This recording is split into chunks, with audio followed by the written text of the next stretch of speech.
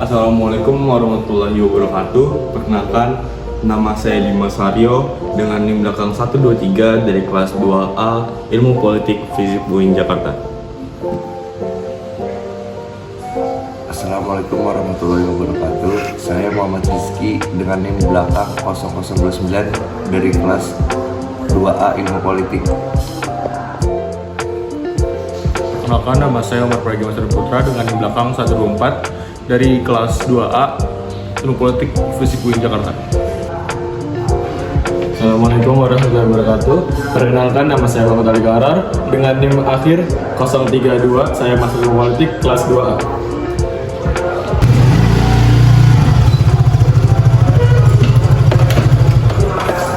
Perkenalkan, nama saya Muhammad Adil Rofian dari kelas 2A dengan NIM akhir 038.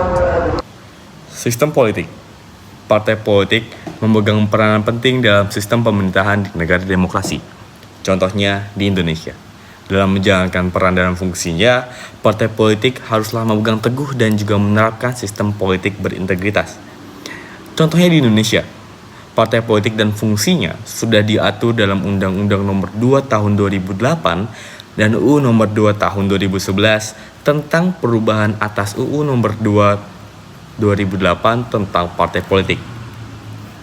Pasal 1 UU Nomor 2 Tahun 2011 menyebutkan partai politik adalah organisasi yang bersifat nasional dan dibentuk oleh sekelompok warga Indonesia secara sukarela atas dasar kesamaan kehendak dan cita-cita untuk memperjuangkan dan membela kepentingan politik negara, masyarakat, bangsa, dan negara, serta memelihara keutuhan negara kesatuan Republik Indonesia berdasarkan Pancasila dan Undang-Undang Dasar 1945. Sementara itu, terdapat 5 fungsi partai politik di Indonesia berdasarkan pasal 11 UU Nomor 2 2008, antara lain sebagai sarana pendidikan politik bagi seluruh masyarakat Indonesia agar menjadi WNI yang sadar akan hak dan kewajiban dalam kehidupan bermasyarakat, berbangsa, dan bernegara. Yang kedua, menciptakan iklim yang kondusif bagi persatuan dan kesatuan bangsa Indonesia demi kesejahteraan masyarakat. Yang ketiga, menyerap, menghimpun, dan juga menyalurkan aspirasi masyarakat dalam merumuskan dan menetapkan kebijakan negara. Yang keempat, tempat WNI dapat berpartisipasi dalam politik. Dan yang terakhir, merekrut untuk mengisi jabatan politik melalui mekanisme demokrasi dengan memperhatikan kesetaraan dan juga keadilan gender. Jumlah parpol peserta pemilu yang beragam saat ini memberikan masyarakat kesempatan untuk memilih mana parpol dan kader-kader politik yang memiliki visi, misi, serta program kerja sesuai dengan cita-cita pemilih. Selain itu, semakin banyak parpol juga memberikan kesempatan bagi masyarakat yang ingin ikut berpartisipasi secara langsung dalam dunia politik. Sayangnya, fakta di lapangan menunjukkan fungsi partai politik di Indonesia tidak optimal memperjuangkan kepentingan rakyat. Justru, banyak kader partai politik terlibat kasus kriminal, bahkan terlibat korupsi serta mendapatkan kursi jabatan. Untuk mengatasi masalah tersebut, KPK mendorong komitmen integritas serta kesadaran budaya anti korupsi untuk partai politik melalui program politik cerdas berintegritas atau PCB terpadu sejak 2022. Dalam program ini, seluruh partai politik yang terlibat dalam pemilu 2024, termasuk parpol lokal Aceh, mendeklarasikan diri untuk berkomitmen mewujudkan politik bersih dari korupsi. Demokrasi internal partai politik. Partai politik harus menerapkan sistem demokrasi dalam menjalankan aktivitasnya. Artinya, melibatkan seluruh anggota, kader, dan pengurus parpol dalam forum musyawarah yang mengagendakan penggantian kepengurusan secara berkala. Selain itu, partai politik harus bisa memastikan bahwa semua anggota memiliki peluang yang sama untuk menjadi calon pejabat publik. Dan partai politik bisa memberikan kewenangan kepada pengurus daerah untuk mengambil keputusan sendiri tanpa adanya intervensi dari pusat. Kode etik.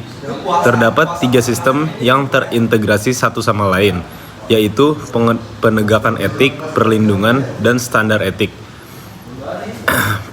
Penegakan etik adalah lembaga yang memiliki kewenangan independen untuk mengadili pelanggaran kode etik yang terjadi. Perlindungan itu perangkat yang mengatur mekanisme pelaporan kasus pelanggaran etik yang terjadi dan memastikan bahwa pelapor aman dan terlindungi. Sementara standar etik merupakan dokumen kebijakan yang mengatur kode etik serta standar kelaziman. Standar etik inilah yang menjadi dasar apakah anggota parpol telah melakukan pelanggaran atau tidak. Sekian, terima kasih.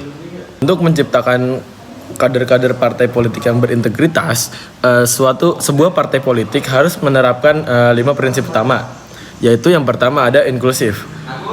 Inklusif adalah partai politik memberikan akses yang sama bagi seluruh kadernya untuk mengikuti setiap jenjang kaderisasi yang berlaku di partai tersebut. Selanjutnya ada berjenjang. Berjenjang maksudnya kaderisasi harus dilakukan secara berjenjang dari tingkat pertama, media hingga tingkat utama. Selanjutnya yang ketiga ada berkala, yaitu pelaksanaan kaderisasi dilakukan secara periodik. Yang keempat ada terukur. Jika terjadi keselarasan antara kurikulum yang diajarkan dengan output kader. Yang kelima ada berkelanjutan. Sistem kaderisasi dijadikan kegiatan rutin partai dan dirancang dengan metode tertentu. Dalam proses menentukan kaderisasi, semua harus berjalan dengan transparan dan adil. Semua anggota kader mendapatkan hak dan kesempatan yang sama sesuai dengan tingkatannya masing-masing. Tidak boleh ada kader yang terpilih karena adanya mahar politik atau adanya kader spesial. Jika hal ini terjadi, pasti akan menjadi cikal bakal terjadinya korupsi suatu saat nanti. Rekrutmen. Proses rekrutmen dalam partai politik harus secara terbuka. Parameter utama yang dijadikan syarat adalah integritas, keahlian, kecakapan teknis, pengalaman berorganisasi. Tidak boleh ada rekrutmen yang terjadi karena faktor kedekatan atau kemampuan finansial. Semua anggota partai politik berhak untuk mendapatkan perlakuan yang sama. Selain itu, partai politik wajib memiliki basis data yang selalu diperbarui secara berkala, berisikan jumlah anggota dan kader yang dimiliki. Selanjutnya, keuangan parpol. Dalam Undang-Undang Nomor 2 Tahun 2011 disebutkan, parpol wajib membuat laporan keuangan setahun sekali untuk dilakukan audit dan dilaporkan secara publik. Tujuannya adalah untuk memastikan bahwa aliran dana partai politik bersih dari kemungkinan adanya segelintir orang yang menjadi penyumbang dana. Ini bisa berimbas ketergantungan partai pada pihak tersebut. Oleh karenanya, penerapan SIPP pada partai politik akan memberikan dampak positif. Partai politik akan menjadi bersih dari perilaku koruptif. Semua kader mendapatkan kesempatan yang sama. Kader-kadernya memiliki jejak rekam baik dan menularkan budaya politik yang baik ke masyarakat. Dengan begitu, fungsi partai politik di Indonesia bisa berjalan dengan optimal. Apa